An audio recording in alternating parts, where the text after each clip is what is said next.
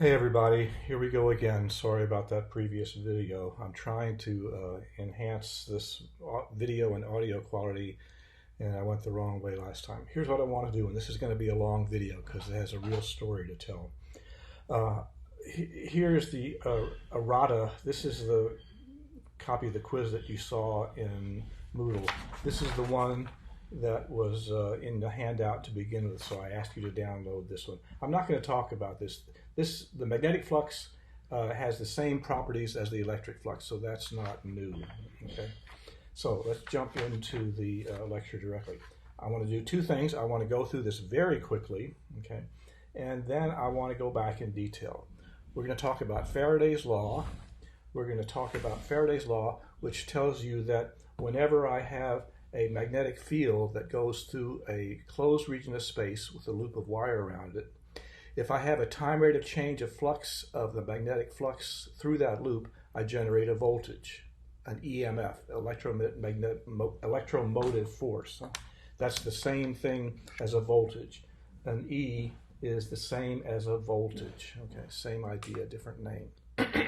If we have n turns of loop wires, it's n times the voltage. Okay, so that's Faraday's law of induction. I want you to understand how Faraday's law operates in terms of energy consequences and how to interpret it in terms of holding something constant.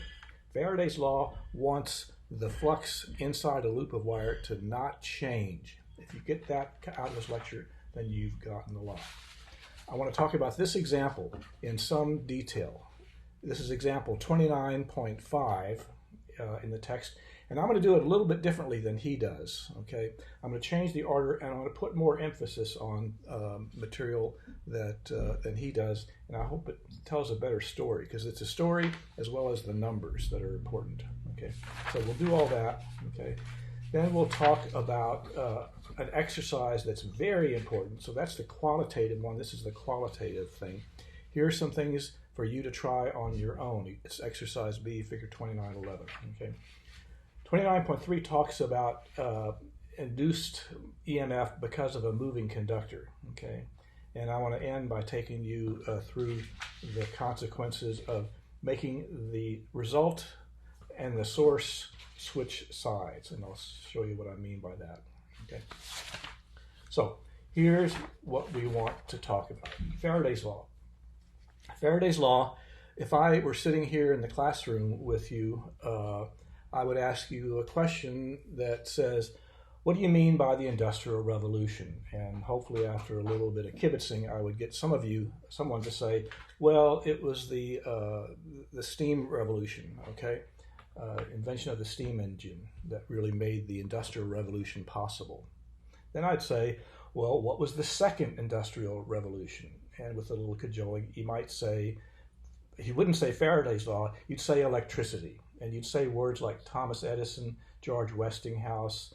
You'd say words like Tesla, not the automobile, the wacko Russian scientist, okay?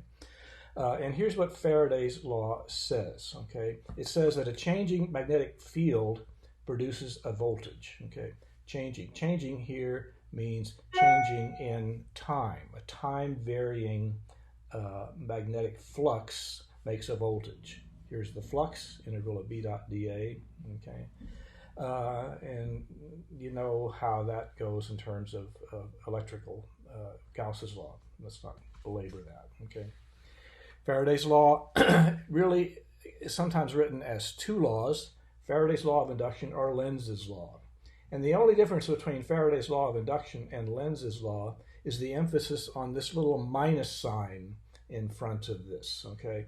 If I don't put that there, some people would say, well, that's Faraday's law. Lenz's law is a little bit more specific about the polarity of this voltage with respect to that time rate of change of flux, okay? That minus sign has engineering meaning, but it also has qualitative meaning, which I think is almost more important, okay? And in this horrible handwriting that I have, sorry, the significance of the minus sign is that the induced EMF produces a current that makes a B field, which opposes the original change, okay? Opposes the original change. Faraday's law wants to hold something constant, okay? it's kind of like in Physics 111, friction versus a pulling force. Here's a block, okay? I have a block, and I'm going to pull on that block with the force F pull in this direction here, and because of that force, there's an acceleration that goes that way, okay? If there's friction between this surface here, then there's an F friction, which is in that way, okay? If this is moving to the left, the frictional force is to the right. If it's moving to the right, the frictional force is to the left. This induced force is always reduces the effect of the change, okay? If this were in the same direction, then if I started to pull on something, the more I pull, the faster it would go and run away, okay? So that makes this an energy conserving system, okay? So Faraday's law is like that. It's like an analog in electricity and magnetism, okay? Do I need to say anything here? No, I don't really need to say anything about that that isn't in the text, okay? Now, sometimes you'll see in some textbook, and some of you are following other textbooks, that you'll see the words that if I move a conductor through a magnetic field, I generate a voltage. That's not true. That's just not true. Here's a coil that is moving inside a magnetic field, okay? And here's the magnetic field that I'm talking about. I'm drawing a uniform magnetic field that is into the page, okay? I'm showing the tail feathers of the vectors that go there. And I draw a little dash line around it here to indicate that where there's magnetic field drawn with X's, the B field is uniform there, and outside it goes to zero right away, okay? All right, here's what Faraday's law means about moving the coil, okay? Here is the coil, okay? And I'm moving it to the left, okay? But until I get to here, there's no flux inside the coil, okay? If I start to move it more and more, I start to generate a time rate of change of magnetic flux inside the loop, okay? So I'm getting more and more flux inside the loop, more and more flux. I'm moving uniformly. I'm still moving now, but I don't change the flux, okay? Because the flux through the coil stays the same. I'm still moving. Now, as soon as I get to this side, the flux inside the loop is starting to decrease, okay? So we went here from zero flux to increasing flux to constant flux to decreasing flux.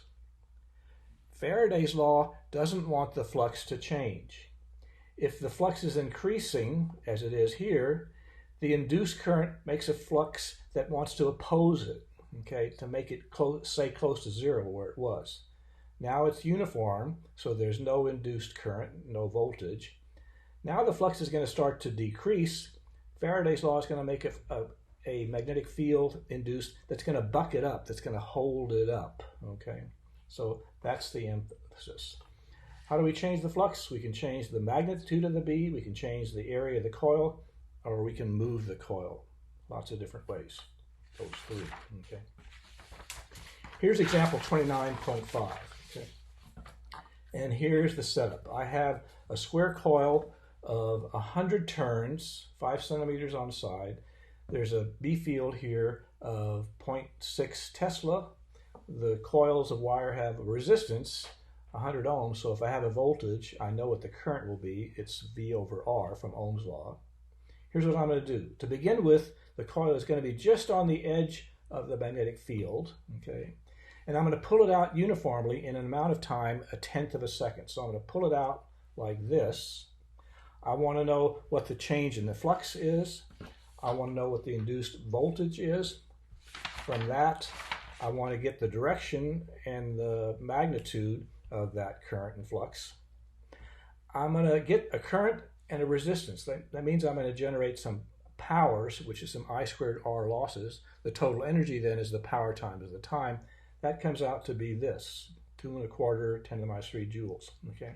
That is going to be exactly the amount as the mechanical work done. That's number E. So that's a connection you want to make. How big is the average force? Does that make that calculation work? And we'll show you how it does that. Okay. All right, so let's go through this. Okay. So what's the change in flux? Okay. At the beginning of the problem, the coil is inside here. The flux is that amount, okay? 0.6 Tesla times 0.05 meters squared, that many Webers, okay? The change in flux then is the final minus the initial. The final is going to be 0. The initial was that, okay, minus that. That change in flux occurs in the amount of time I take it, pull it out of the coil. So change of magnetic field in that amount of time. That's the change in flux. How big is the voltage? If there were one turn, it would be that value there, d phi dt, okay? But I have 100 turns, so it's 100 times more than that, 1.5 volts. What's the current in the loop? Ohm's law apply, just as it always does. I is V over R, V is EMF here. 1.5 volt over that gives me 15 milliamps. Here's a crucial fact, okay? This is important. What's the direction of the current? That's crucial for this part D, okay? When you pull the loop out, the flux through the coil is decreasing, okay? d phi sub B is negative. I start here and I pull it out. I'm getting less and less flux. Faraday's law says, oh, wait a minute, you're decreasing the flux. I'm going to induce a current to make an induced flux that's going to try and hold that up, to try and keep it the same, okay? What are the consequences of that? Here's how you look at it. Here's the takeaway. The induced current tries to keep the flux constant. So it tries, in this case, to increase the B, okay? Every case depends. Since here the flux is decreasing, the external flux is decreasing, this wants to increase it. If it goes the other way, then the induced flux goes the other way. That's these examples here, okay? I'm sorry to keep interrupting, okay? Here, I've drawn two magnetic fields and the induced current. The green stuff here, in green, that's the existing magnetic field, maybe from the pole faces of a magnet. That's constant, that's external field. I've drawn that in green. As I pull this out, the red things here are the induced current, and the red X's are the induced magnetic field. And I should have drawn little dots over here on the other side of that wire. But I don't, because I don't care about the B field outside the coil. Faraday's law only applies inside the coil. Inside the coil. How does that work? Okay, so I'm pulling this out. I start to get less and less green. I need some red. I need some induced current going the same direction as the external field to make this thing hold constant. Okay, so that says that to the right of the wire here, the current, the B field is into the page.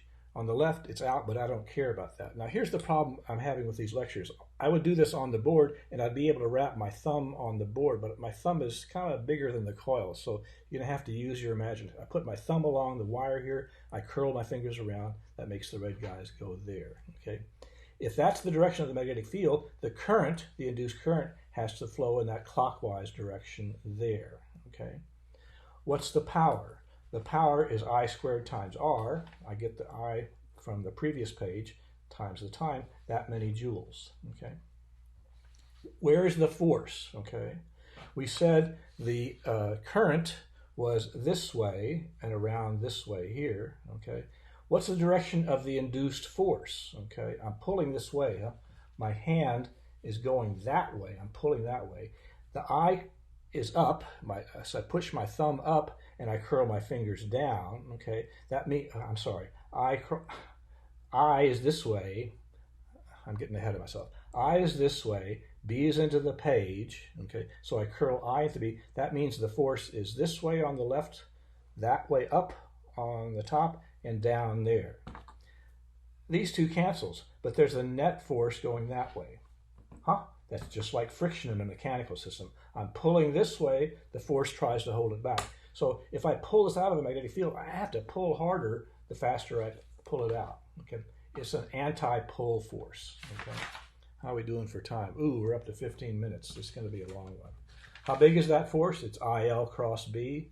That's I times L times B, but they're N turns of wire, so it's that much, that many newtons. What's the work done? It's the force times the distance. It's that number there, okay? But look at that. That force times that distance is 2.25 10 to the minus 3 joules. That's exactly the amount of electrical energy we generated. So we're showing that this is a consequence, really, of conservation of energy. Okay? That's equal to the power there. That's war stories I would tell if we were in a lecture. Not important. This is important. This is a qualitative kind of combination of all of those kinds of things. This exercise B, figure 2911 on page 764, is a very important example. Learn how to do this. This is almost surely something I would ask you about on the open book long duration test 3 that I'm going to make not a burden for you, I promise you. Okay. Here's 4 problems, A, B, C, and D. It involves a current and a loop of wire going different directions, okay? And in some cases, the magnitude of that current, which here is going to the right, is decreasing. Here it is increasing, and this one here. I'm sorry, this is so kind of messy here, okay? But these are the answers: clockwise, counterclockwise, clockwise, 0, and counterclockwise. These are the answers, and these are the explanations that go with that. When you do these in a couple of days or so, cover the answers. Make sure you can still get the right answer. Let me work through one with you, okay? Because we're going to use the right-hand rule twice. One for this and one for this, okay? Here's the drill. Okay? There's a current flowing this way, okay? I should have drawn that in green. That current is green. Oh, my green pen is not very good. There's a green induced current, imposed current going that way. It's going this way, so the B field made by that wire is into the page. It's getting weaker as I get further away. That's not important, but it's into the page where the loop is, okay? The current is increasing. So if I were to draw this picture later in time, there'd be more flux inside here. These guys would be closer together. Since I is increasing, B is increasing, so the flux is increasing, okay? The flux is increasing. Now, since the flux is increasing, Faraday's law says, I don't want the flux through that loop to increase. I'm going to make the induced current come out of the page. That's these little red guys coming out of the page there, okay? So if the red guys are coming out of the page, which direction does the current have to flow? I use the right-hand rule again. I want my fingers to come out this way. That means my thumb is going up and to the left. That means the current is going around there in the counterclockwise direction. Get it? Good. Do this one, do this one, do this one, and you'll understand how to do this, okay? We're up to 18 minutes. We're going to be there soon, okay? Here's another application of Faraday's law, okay? Here's another way to make an EMF. Instead of changing the field, we're going to move a wire, okay? And if I move a wire, I have a kind of a hairpin loop of wire, and I cut this off here, a loop of wire here, and instead of being a solid loop, I'm going to let this guy move to the right. If I do that, I get a time rate of change of a flux, so I get a voltage. How much there, okay? I get that, okay? So you might say, well, this is just a kind of a scientific novelty, okay? Boy, you couldn't be further from the truth when you see words like the U.S. military most powerful railgun, U.S. Navy 5,600 miles per hour railgun, okay? Here's the story, okay? Lots of physics is reciprocal. I have something over here that has a source. That produces a result. But there's reciprocity.